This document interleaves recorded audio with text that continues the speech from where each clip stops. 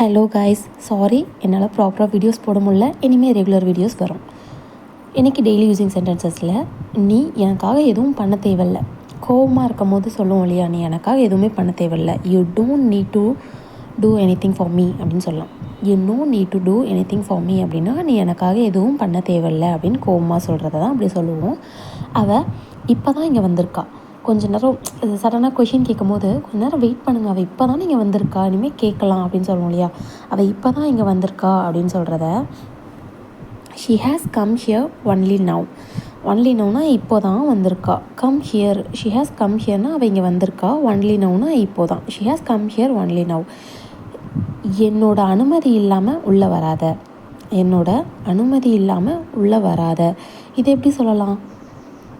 வராத. ஸோ இது negative sentence, அதனால் டோன்ட் யூஸ் பண்ணலாம். டோன்ட் அப்படின்னு யூஸ் பண்ணி அனுமதி இல்லாமல் உள்ளே வராதே. Don't come inside without my permission அப்படின்னு சொல்லலாம். டோன்ட் கம் இன்சைட்னா உள்ளே வராத. வித்தவுட் யுவர் பெர்மிஷன், யுவர் பெர்மிஷன்னா உன்னோட அனுமதி இல்லாமல் அப்படின்னு சொல்கிறது. அது இங்கேருந்து ரொம்ப தூரமாக இருக்கா, ஒரு பிளேஸில் இருக்கும், அங்கே போ அப்படின்னு சொல்லும்போது அது அங்கேருந்து இன்னும் கொஞ்சம் தூரமாக இருக்கா அப்படின்னு கேட்குறத is it far away from there. Is it far away from there அப்படின்னா என்ன, அங்கேருந்து இன்னும் கொஞ்சம் தூரத்தில் இருக்கா அப்படின்னு கேட்போம் இல்லையா, அதுதான் அப்படி சொல்கிறது. நான் அவனுக்கு சீக்கிரம் புரிய வைக்கிறேன். ஒன்றும் கவலைப்படாதீங்க, அவன் கொஞ்சம் கோவக்காரன், நான் அவனுக்கு சீக்கிரம் சொல்லி புரிய வைக்கிறேன். I will make him understand soon அப்படின்னு சொல்லுவோம். புரிய வைக்கிறேன். ஸோ இது future. I will make him understand அப்படின்னா நான் அவனுக்கு புரிய வைக்கிறேன். சூன் அப்படிங்கும்போது சீக்கிரம். உன் அனுமதி இல்லாமல் அவன் உள்ளே வந்தானா. நம்ம இப்போ ரூமில் இருக்கோம், நம்ம அனுமதி இல்லாமல் யாராச்சும் உள்ளே வராங்க அப்படின்னா did he come inside without your permission அப்படின்னு சொல்லலாம்.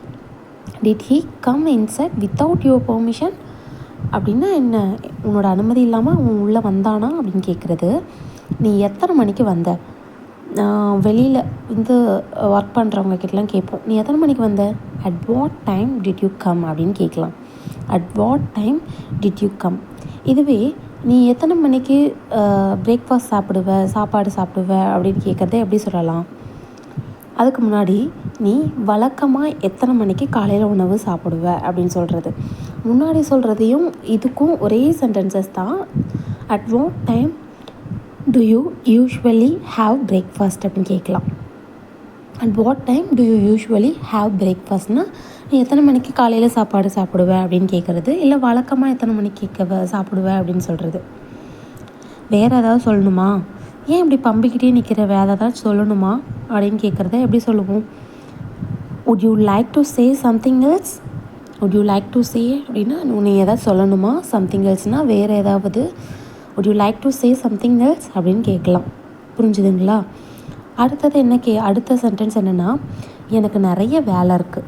எனக்கு நிறைய வேலை இருக்குது. எனக்கு அப்படிங்கும் போது I have a lot of work. I have a லாட்னா எனக்கு நிறைய இருக்குது. என்ன ஒர்க், வேலை. I have a lot of work, எனக்கு நிறைய வேலை இருக்குது. இந்த மாதிரி டெய்லி யூஸிங் சென்டென்சஸும் நிறைய கான்வர்சேஷன்ஸும் கற்றுக்கணும் அப்படின்னா நம்ம இங்கிலீஷ் படிக்கலாம் சேனலை கண்டிப்பாக சப்ஸ்கிரைப் பண்ணி வச்சுக்கோங்க. ஏன்னா அப்கமிங் டேஸில் நிறைய வீடியோஸ் வரப்போகுது. நீங்களும் மிஸ் பண்ணாமல் வீடியோஸ் பார்த்து உங்கள் இங்கிலீஷ் நாலேஜை கெயின் பண்ணி புதுசான இங்கிலீஷ் வார்த்தைகளையும் கற்றுக்கலாம். Stay tune. டாட்டா பாய். நெக்ஸ்ட் ஒரு இன்ட்ரெஸ்டிங்கான வீடியோஸில் பார்க்கலாம்.